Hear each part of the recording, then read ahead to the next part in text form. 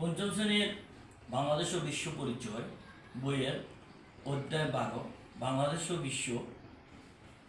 এই অধ্যায়ে একটি বিষয় রয়েছে সার্ক। সার্ক হলো, এর পূর্ণরূপটি হলো দক্ষিণ এশীয় আঞ্চলিক সহযোগিতা সংস্থা। এশিয়া মহাদেশের দক্ষিণ অঞ্চলের 60টি দেশ নিয়ে প্রথমত 1985 সালে সার্ক গঠিত হয়েছিল। 2007 সালে পরবর্তীতে আফগানিস্তান যুক্ত হওয়ায় মোট সার্কের সদস্য সংখ্যা বর্তমানে রয়েছে 8টি। এখানে এই উপকরণের মাধ্যমে আমরা শিশুদেরকে সহজেই সার্কভুক্ত 8টি দেশের নাম সহজে শেখানো যাবে।